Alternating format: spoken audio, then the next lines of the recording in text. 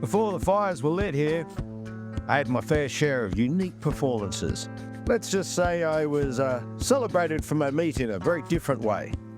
The stages were bigger, shows were a little cheekier, and the crowds, well, they got to see things they'll never forget. Thank the people for laughing at our genitals. God love you all. Thank you very much. But now, the stage is right here, under my nut tree. I think the barbecue is maybe the last bastion where you can say whatever you want and not get cancelled or get into trouble. We love to sit under the nut tree here in our backyard, and once too often people said to me, geez, you could charge for this. So we do. It's going rather well. Every Friday, Saturday night, we're full as a boot, and people can bring their own booze and dine in a relaxed atmosphere where everything's cooked on the fires. So is it a cooking show? Yeah. Is it a chat show? Yeah. Or is it just inappropriate content? More than likely. This is The Fire and the Phil. Time to fire it up.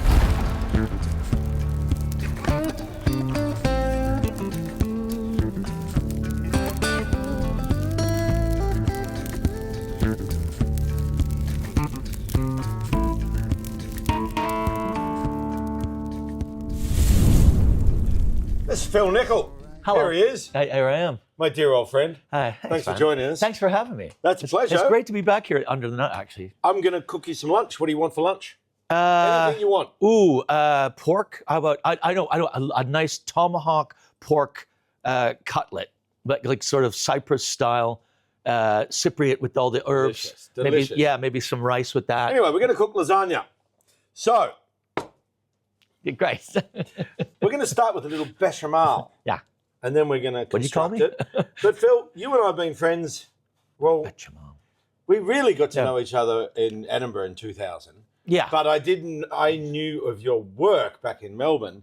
It must have been in the early 90s. Yeah, I've lost track, but I think it was 1990 was our first Melbourne. We did the third annual Melbourne Comedy Festival. When you say we, Corky and the Juice Pigs. Corky and the Juice Pigs, which was a comedy trio, musical comedy trio from Canada, Greg Neal and Sean Cullen and myself, and we crashed the festival from Toronto, Canada, because we had this guy called John King who was our manager, and we hit a book of world festivals. We thought, where's the festival that's furthest away from Toronto? Let's go there. And then Toronto's there and Melbourne is about there. We thought, we'll go to Melbourne. So we crashed to the Melbourne Comedy Festival. Crashed it, you we, did. We went to the Prince Pat Hotel. We just showed up and said, can we have a spot? And there was it was Mark, what's his name from Neighbours?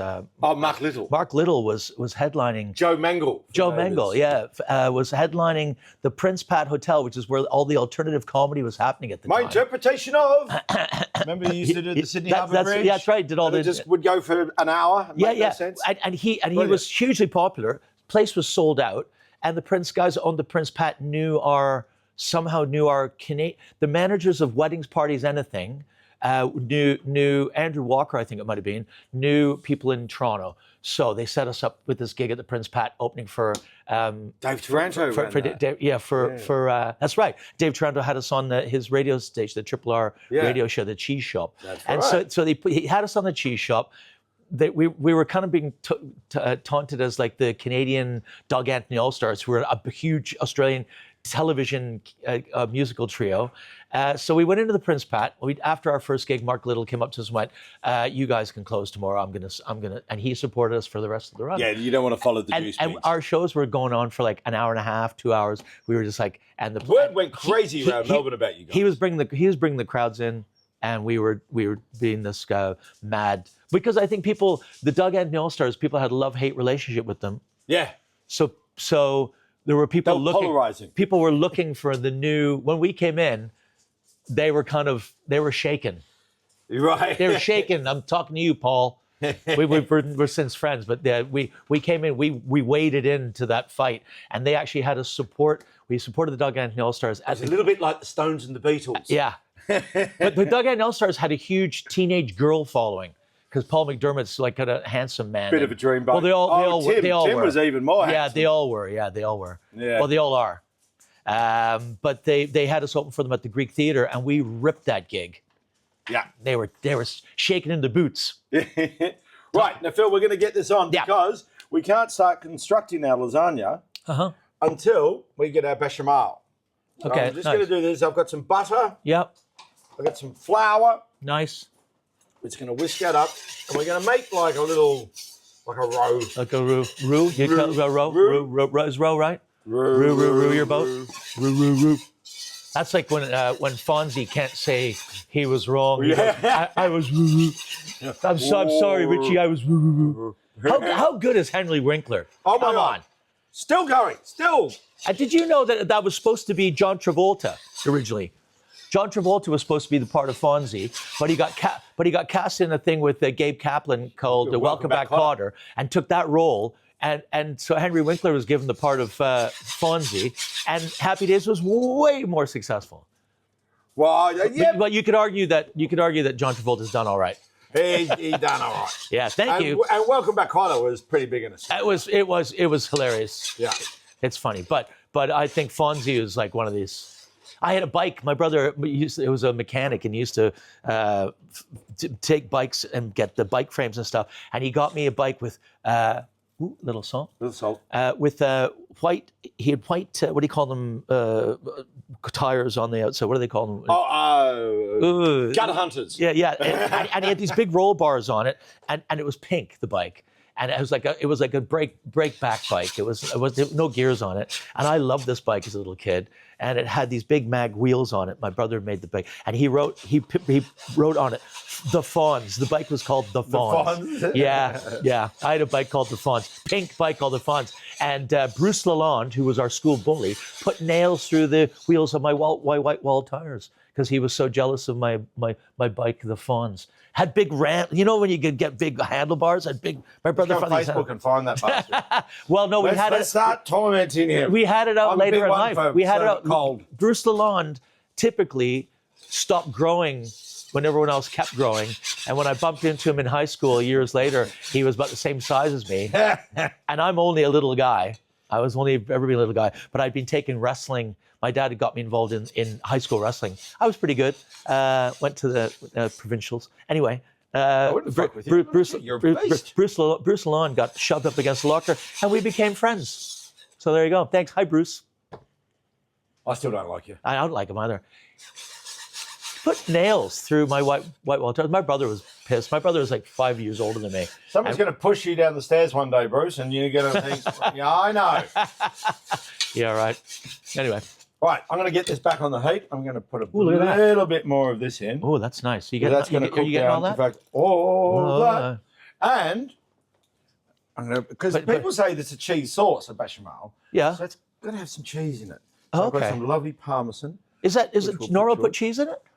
No, I just like to do it. You like to do it, okay. Well, just, why not? Yeah. We'll You be back can't in a have minute. you can't have too much cheese. You could have more pork though. Got the bechamel ready, Philbo. Look at that. It looks gorgeous. Lovely. It's tasting good too. Yeah. Okay. I have a little. Don't. Oh yeah. Oh yeah. Oh yeah. Oh yeah. Okay.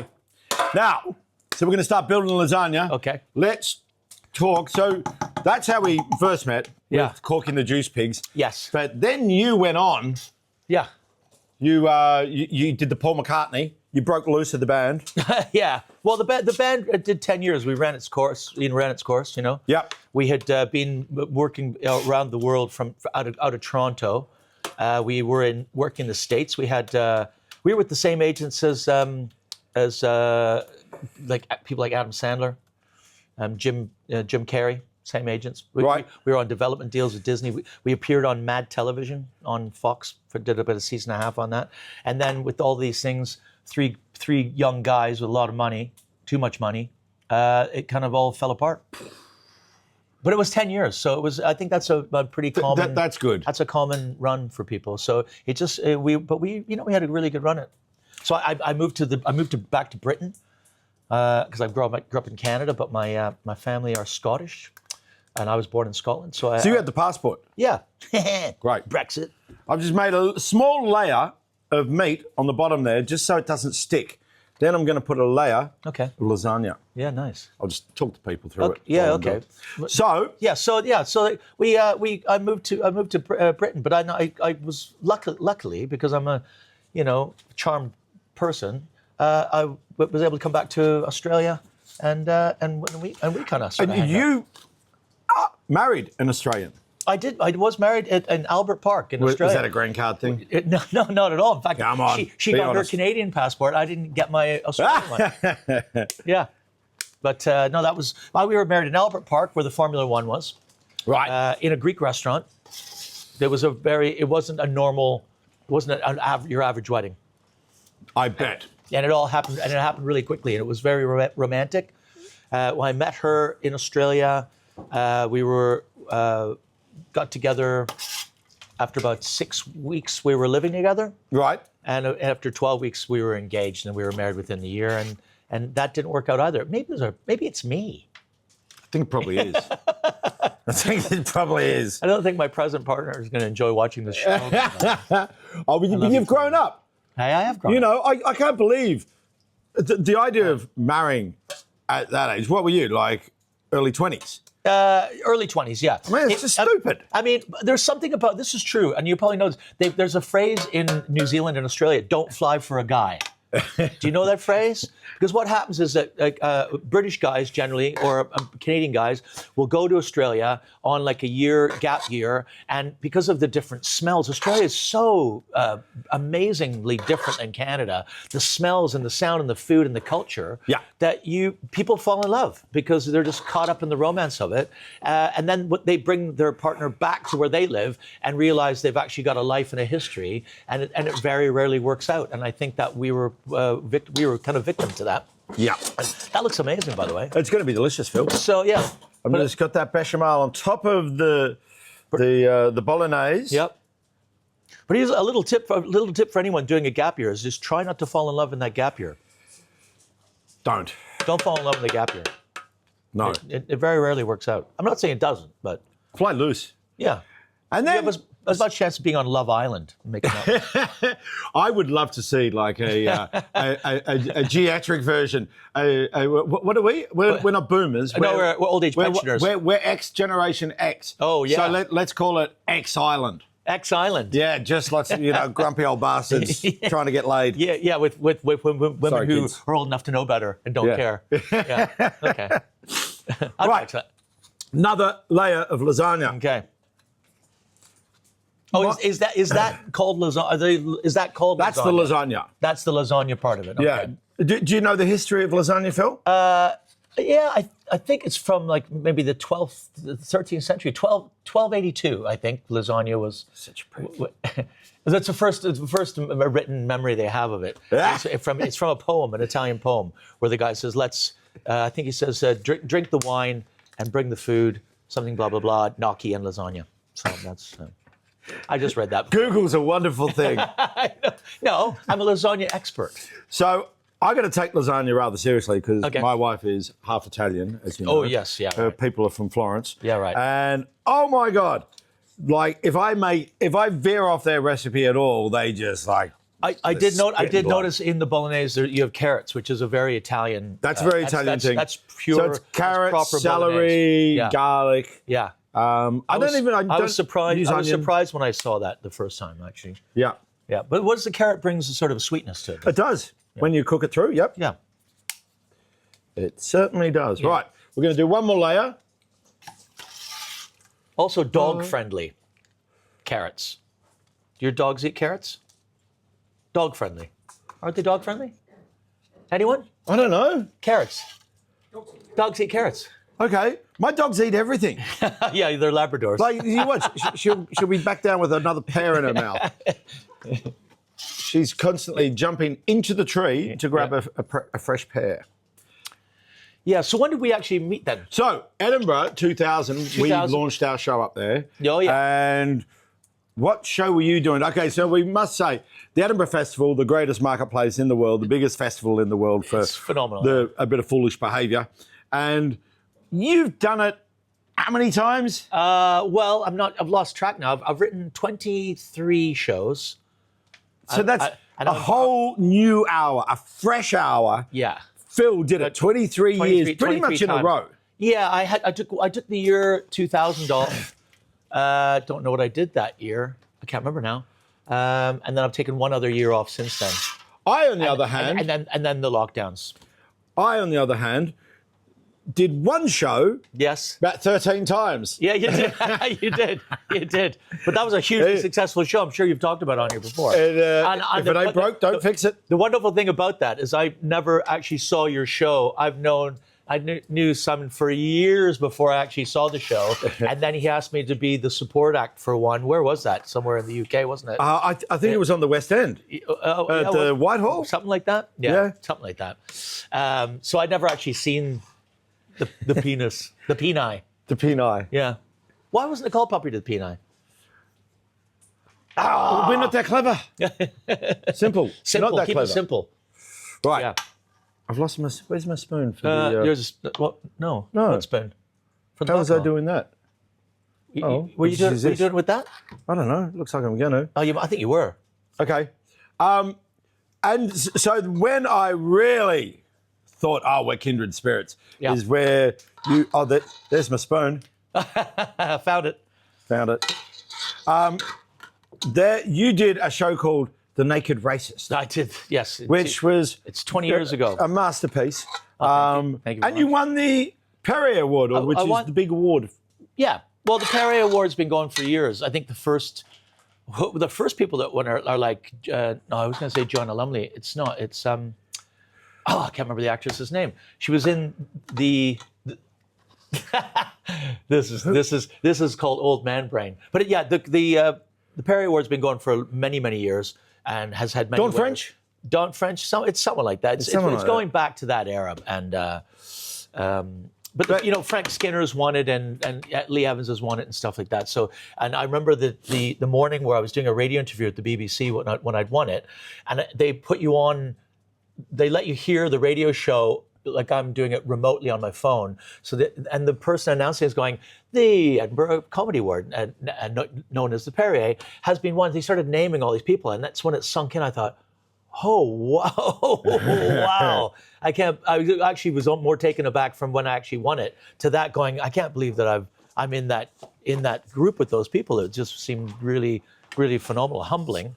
I know people say that really, I'm really humbled by that, but it was humbling when you read the list of names of people that have won it, have all gone on. You smashed it, man. To bigger and better things. I think that year there was 5,500 shows doing a 1 hour show in Edinburgh, and you were the Umo. Yeah. And I'd been nominated in 2002 along with Ahmed Jalili, Adam Hills, Noel Fielding, Jimmy Carr, and Daniel Kitson. Has anyone ever won it twice?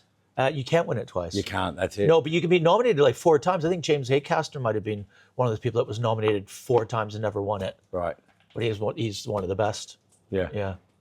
I thought it was rather ironic because when you won it was the Perrier Award.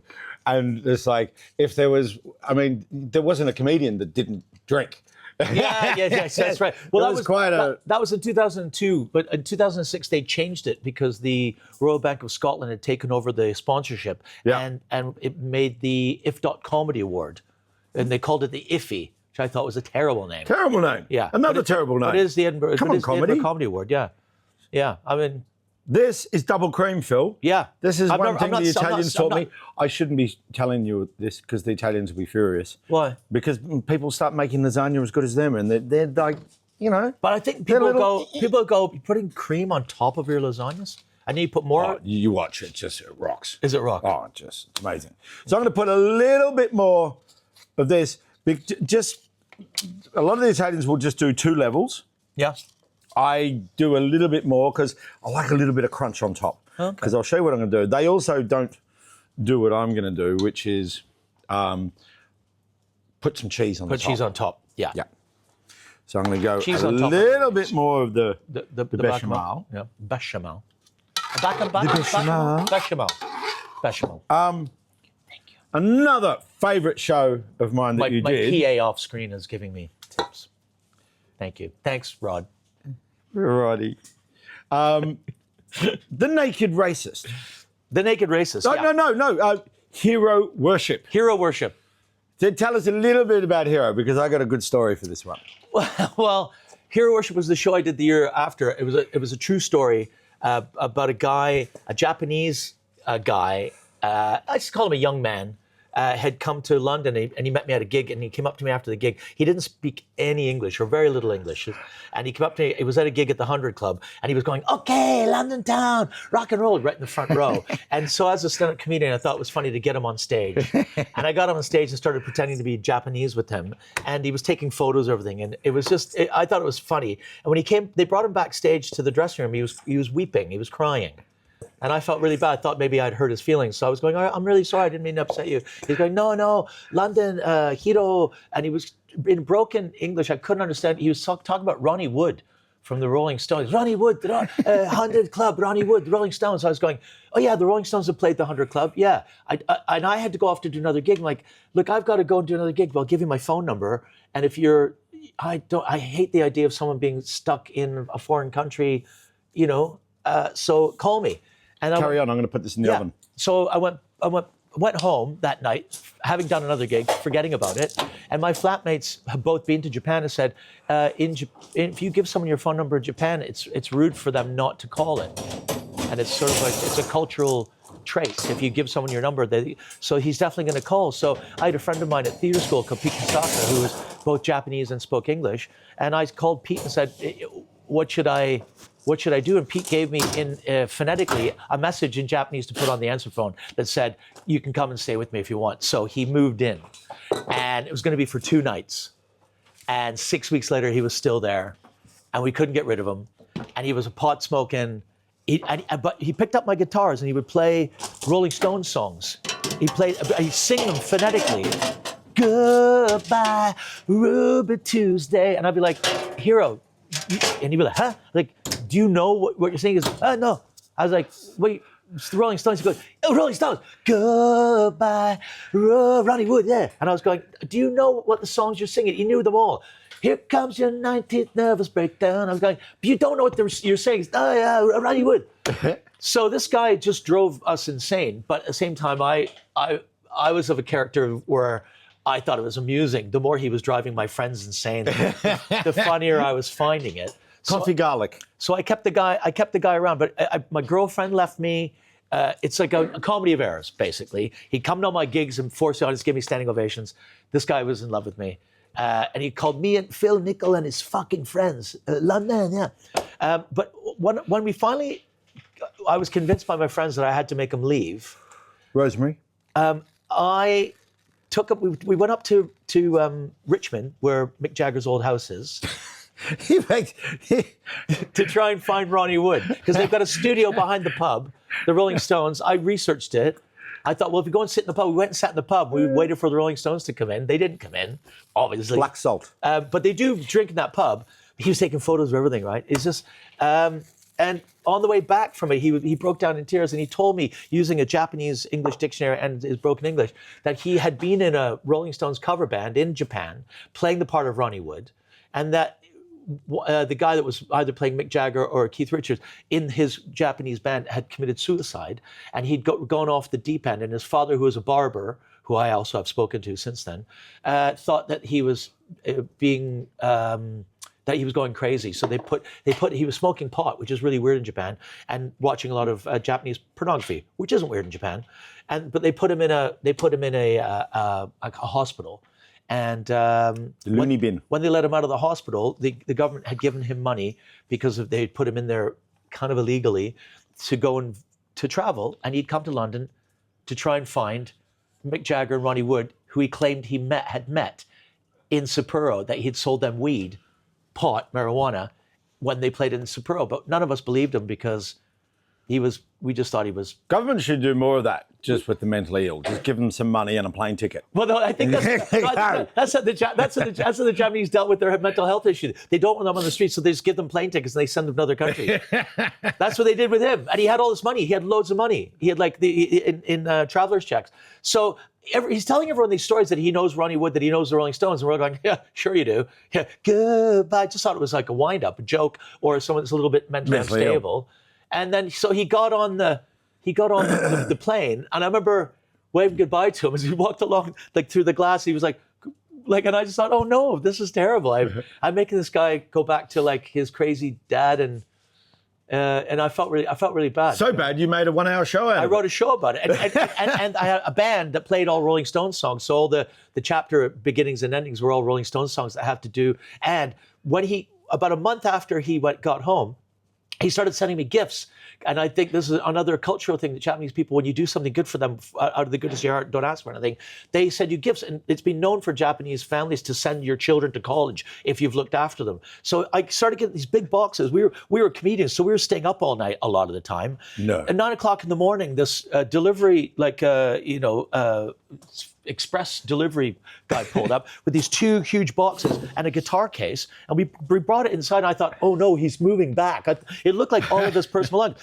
Posters of the Rolling Stones, photos, and at the bottom, photos of every single person he'd met with us, all the bouncers of all the gigs. He'd taken photos of everything, and then at the bottom of that, wrapped up in, there's photos of him with the Rolling Stones, with Ronnie Wood, and with Ronnie Wood's wife, with their arms around a hero. And I'm like, he wasn't making it up. And then we opened the guitar case. He had given me his 1972 Fender Telecaster, black, like Ronnie Wood, like he would have played himself in his Rolling Stones cover band, a Japanese 1972 classic guitar. And I thought, well, no one just sends you, he's coming back. So I rang the number he'd given, and as Japanese barber dad, like sorry for the accent, but his mum was in the background going, no, Hiro, no, London town. I was going, oh my God, like, where is he? I think he's coming back, but he didn't come back. But he gave me this thing. So I thought, I was so moved by that. I thought I'm gonna write a show about this, and you did. And I used the guitar in the show, and it was called Hero Worship, and the show is it's mixed in with other stuff to do with celebrities. And Jerry Hall and I had a very near miss once. I was in a play with Christian Slater called One Flew Over the Cuckoo's Nest. On the closing night party, Jerry Hall and I got very, very cuddly. And in the conversation, she was feeding me sausages off a stick and going and touching my thing. And I thought, she went, come back to my house. I was like, where is that? She goes, it's in Richmond. She's like, it's where we used to live. And I was like, and I idiotically went, I've been to your house. She was like, what? I was like, oh, no, I had this friend called Hero, and I tried to explain to her the story I've just told you, and she just looked at me and stood up and walked away, and her bouncer walked away with that. I was like, no, I'm okay. I'm all right. Straight into the arms of Rupert Murdoch. From Phil Nichol to Rupert Murdoch. Sorry, Rupert. This is our lovely flatbread, Italian flatbread. Nice. I'm going to put that in the oven now, and then we'll finish it off in the pizza oven, which I've got going, and we'll finish our lasagna in the pizza oven too. Yeah. So that was my, and there's a good reason we're telling you the story of Hero Worship. It's hard to do it justice without, it's an hour-long show. So I have a little end cap to that story. Yeah. I happen to find myself, don't want to show off or anything, but I found myself on the couch next to Keith Richards.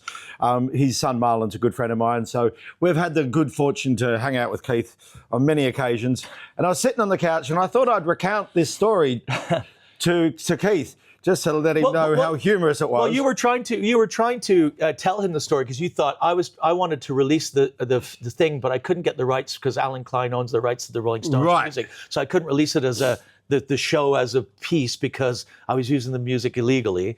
And I thought, well, if you could get the Rolling Stones behind it, maybe they could do something with it. And as soon as I mentioned Hero and Japan to Keith just popped his head up and he's just gone, Hero! Sold me the worst pot I've ever had in my life. I'm going, you know Hero? He goes, yeah, of course. Hero used to be our pot dealer. and I didn't believe it. Just all clicked home. I went, wow. Yeah. It really came full circle. Yeah, amazing. And I've been back to Japan. I've performed in Japan a couple of times now. And Hero has come down from Sapporo to hang out with me. And he still doesn't speak much English. Okay, all right, Phil. My friend on Facebook too. Ciao, Hero. I love you. Yeah. We'll be back shortly.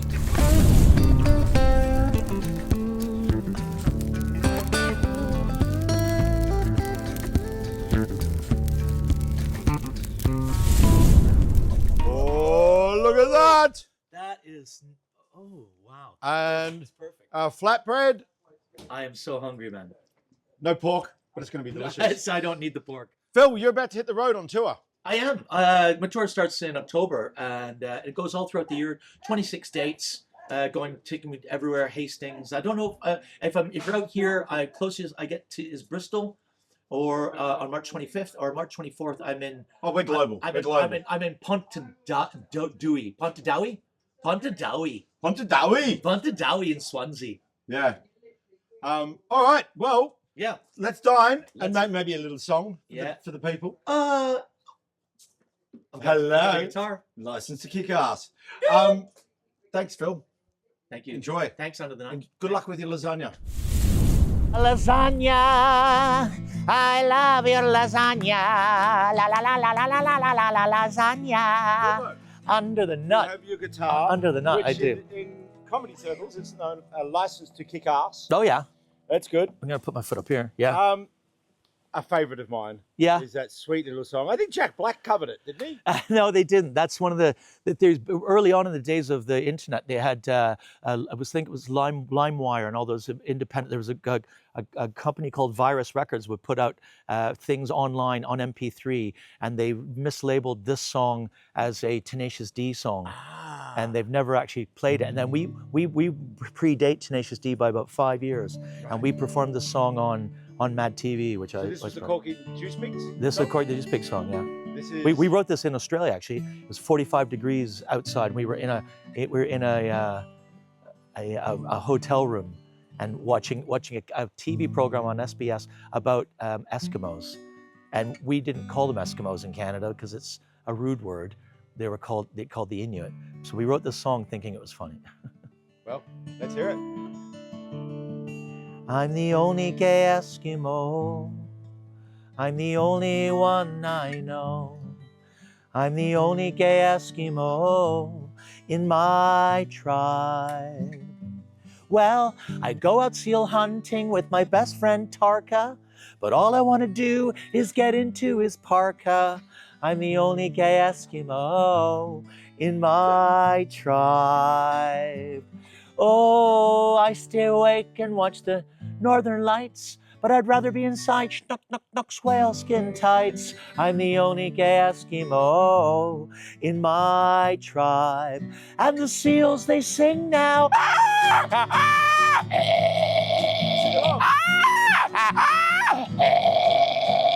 These cold winter nights are taking their toll. I even get excited when I see the North Pole.